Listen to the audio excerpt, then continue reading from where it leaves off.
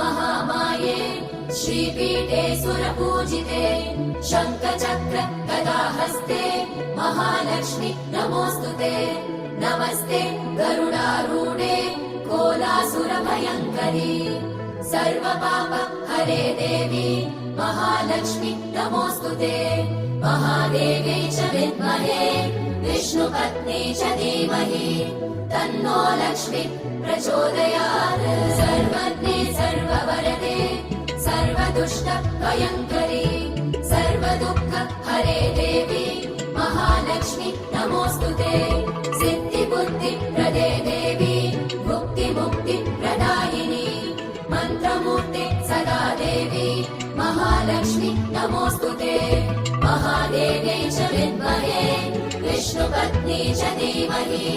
तन्नो लक्ष्मी प्रचोदयात्।